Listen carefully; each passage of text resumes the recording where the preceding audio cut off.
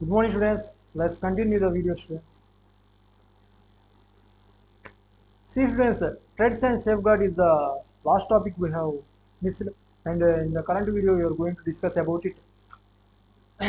Okay, students, threats and safeguards. Threats compliance with the fundamental principles may potentially be threatened by range of circumstances. See, students, while complying with the fundamental principles may potentially threatened by range of circumstances. Many threats are involved in the performance of an audit. Okay, students, some of the are provided them here. See, students, self-interest threats. Circumstances that may create a self-interest threats. A financial interest in a client or joint holding a financial interest with a client. See, students, a financial interest with a client or jointly holding a financial interest with a client. See, when a business is started with a client and we exactly have a financial interest with him, so that is what provided here. A financial interest with a client or jointly holding a financial interest with a client will have a definite impact on the audit. That is what provided here. That is self-interest rates. Undue dependence on total fees from client. The total fees, that is the turnover of the audit firm, consists of mostly the amount of the client. That is, we are getting 100 crores as a audit fee. 90 crores are coming from the client who is having undue dependence. Okay, students, having a close relationship with the client, having a close business relationship with the client will have self-interest rates. Okay, students, concerns about the possibility of losing a client. There will be a concern that the client is going to be gone out of our firm. So there will be a loss of revenue. So there will be a self-interest of losing that client. So the auditor will have some interest on the client for doing the work. Potential employment with a client. Okay, students, contentional fees relating to the assurance engagement. These are all divided related to the self-interest rates. Okay, students. Next, self-review threats.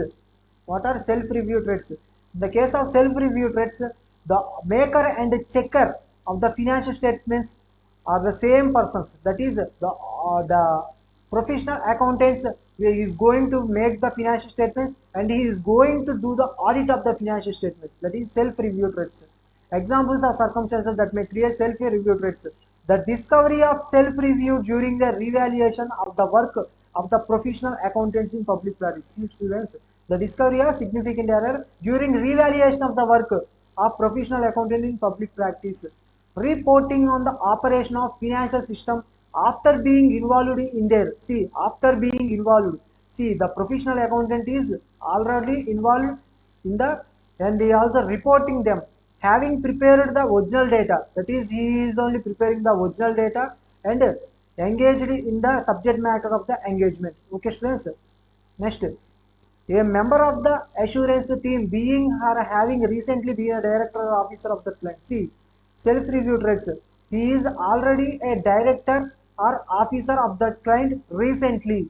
Okay, students. A member of the assurance team being or having recently been employed by the client in the position that significantly influence over the subject matter of the judgment. A member of the assurance team being or having been employed by the client in the position. See, students, a chartered accountant is employed by the client which have a direct impact or significant impact on the audit.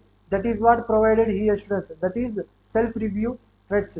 Next, advocacy threats. Advocacy threats means promoting shares on behalf of client, handling litigations on behalf of clients are the two examples that we can discuss in the case of advocacy threats.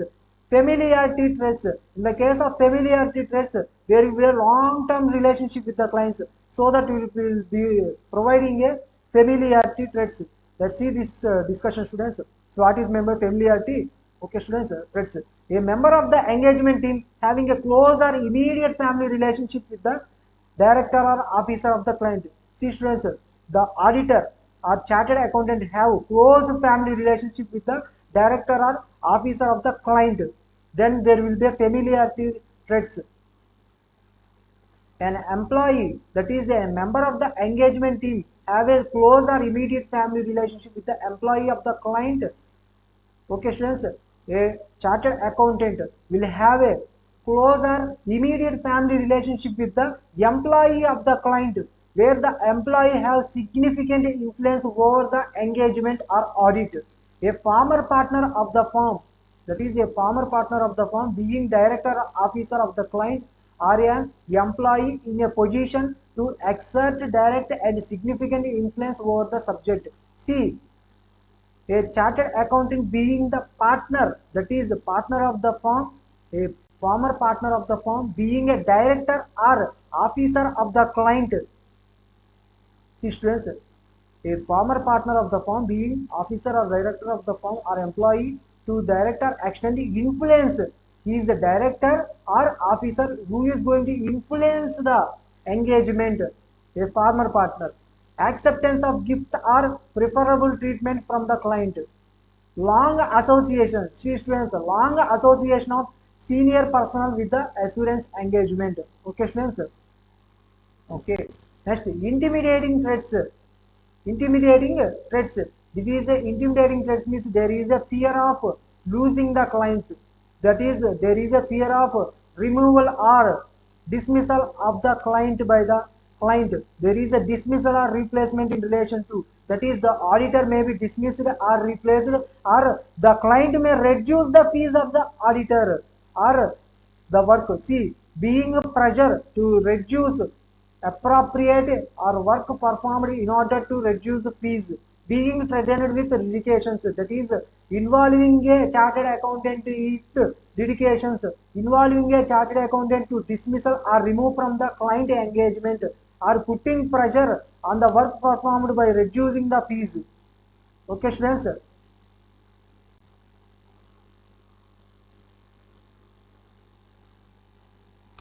See, non-compliance with laws and regulations, students. It is one of the important topics, students.